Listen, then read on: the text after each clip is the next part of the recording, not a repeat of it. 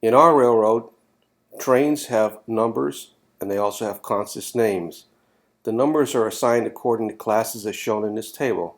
So for example, our passenger first class trains range from number 1 to 99. Second, fast type trains, fast freight trains, run from 100 to 299, units to 300 to 499, etc.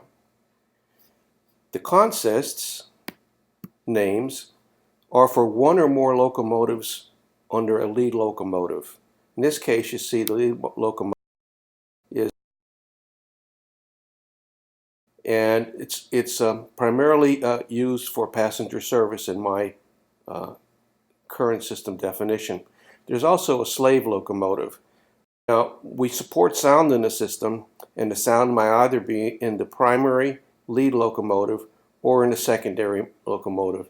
You can have more than two locomotives in the consist, but only the first or second, if you will, can have the sound function enabled. Now, when we look at a consist, we're looking at part of the definition of a train. So here are some examples of trains that we've defined.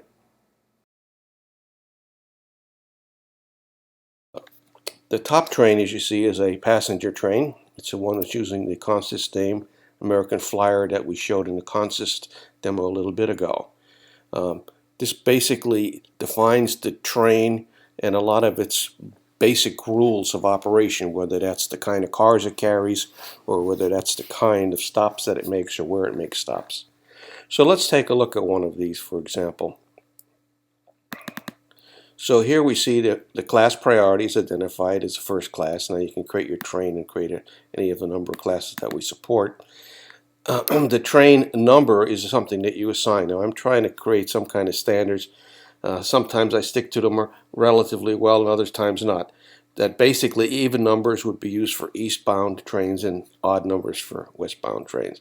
So here we see that I've defined this morning sunrise train to be eastbound from Erie to Pottsville. That's scheduled regular train as opposed to an extra train. Its starting time is 0000 midnight. You can set that to whatever you want, and you can override it in the manifest execution time. There's a number of other fields that you can fill in for train notes and special instructions and so forth. You can define how many cars are allowed to be waybills, that is to say, and the max that can be on that train. And here we say 15. Now, my current layout is much too small to carry 15 passenger trains, but it's here by an example. We have no caboose on this train, otherwise there would be a caboose listed if you're doing a pre-80s, I guess, train.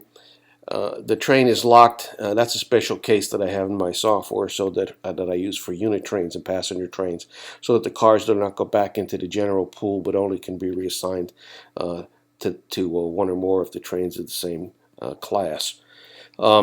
And also, in this case, you see there's a train run. This is the special case where I link the robot train to this train definition, which happens at a later stage. We'll show that in the demo. But basically, when we have automated train running, there'll be a linkage here. Now, going back for a second, we see here where the stops are going to be on this train. Okay, so there are stations in all these locations, 17 stops in all. We start out of the yard. Most of my locomotives are kept in the Pottsville yard. There are some that are dedicated to industries and so forth and are always located there. Okay, and there's a couple others in each of the other yards, but the bulk of the locomotives will be hustler managed out of the Pottsville station. Just to give an idea, let me jump down to a unit train because we're going to cover one of these later also. So here's a unit train which is going to take coal from Gerardville to the Niagara plant, Niagara Falls power plant, which is a customer on another railroad, has to be run through an interchange, which creates a little more excitement. Here you can see it's connecting to it using the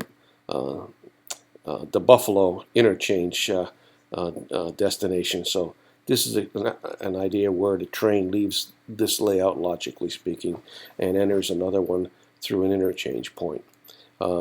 Here you see we also have movement rules include the kind of cars that you can put on. In this case, these are all HFA class coal cars. In another video, we'll talk about how we set AAR codes and so forth for ladings and different things. But that's basically it.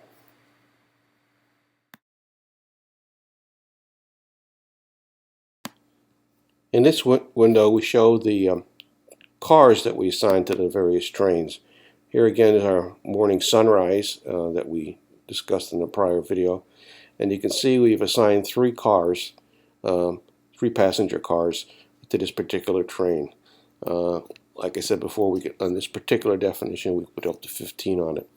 We'll also show you, just a way of example, in the unit trains, we'll show you that. I have a little issue here. There you go. These are the 5 cars, Reading Railroad coal cars, HFAs, that we've assigned to the unit train that's going to move the coal from Gerardville to Niagara Falls.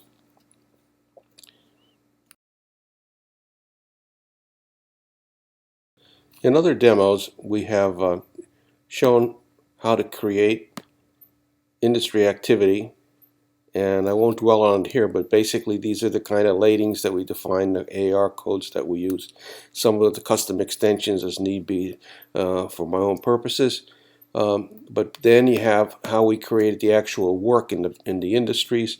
Some companies, industries are consignees only. Some of them are shippers only. Some of them do both. I guess I'm not. There's one. So here's a dairy, and it ships milk products, but it imports buys boxes. So the important thing here is simply that we have a set of industries that operate and generate orders, and we have a set of industries that are the suppliers. If 2 industries have the same commodity for sale, basically they can compete based on the probability distribution driven by their loads on hand. Next, we'll use this information to actually generate the manifest. That's where I'm headed.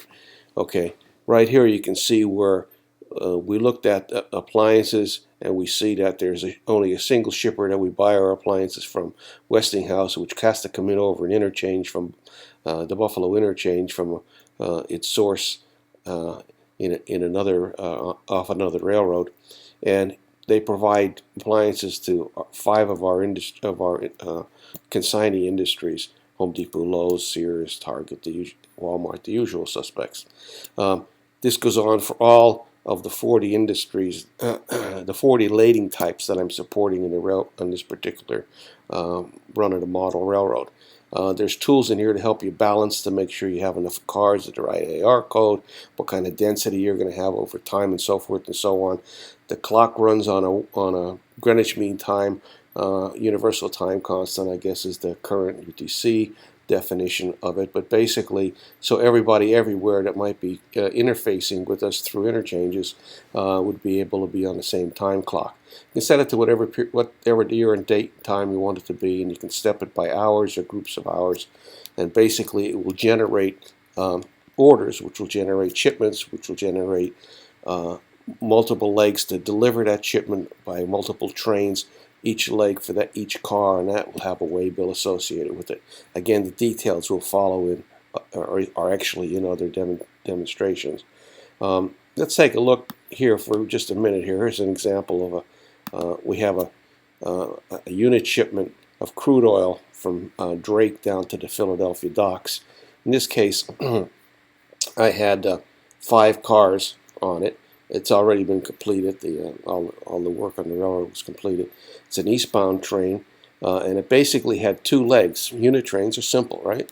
You go to the industry that's the shipper. You pick up all the cars and you take them to the industry that's the consignee, and you deliver the cars there. Set them out there, pick them up at the source, set them out at the destination, and this just tracks what the status of it is. The passenger is simpler still. You can have multiple cars. In case, like I showed earlier, we're limited it to 3 cars because of the size of my railroad. And basically, the as far as the legs are concerned, while there are multiple stops at all of those different stations on route, we don't drop off, we don't set out or pick up any cars. There's capability to do that, but not with the robot train. You can only do that with a crew-driven train. So now finally getting to what I wanted to talk about, which is the example of manifest. So here you see I have 4 passenger trains, number 4, number 5, number 15, and number 16. Now 4 basically has the cars assigned to it. They've actually run it through its drill and so forth. So it's created a schedule. It's created a switch list. We won't be using the details of the schedule in this demonstration today, but basically this is the example of a schedule that was generated. As you remember, it started at midnight, and basically we have some standards in here now. There's a capacity to do a custom schedule manually to your heart's content. That's done through this process here, where you can basically manipulate the data and so forth, which forces the baseline. And then when it gets, this case, it happens to be 0 always in the baseline, as opposed to the actual runtime schedule, which is also midnight. So this is kind of a little misleading. Let me see if I could find. I didn't run any, I guess, with that alternate in there. Okay, so let me go over here, and this is just what the switch lists look like. It's okay. So it's very simple. You pick up the 3 cars in Erie, which is where the engine happens to be, also the locomotive happens to be for this case, and you bring them to Pottsville and you set them out there. You stop along the way at all of the stops as shown here, 17 stops we talked about before. Okay. Let's see. Now we'll go back to the next phase, is to get all of the manifests that you need. So I added the others. I didn't execute them. I just created the basic information so that the software will pick up these 4 trains, these 4 passenger trains, and basically we'll be using them in the subsequent video that shows how we create robot trains for them, how we link them together, and how we track them during execution. That's it.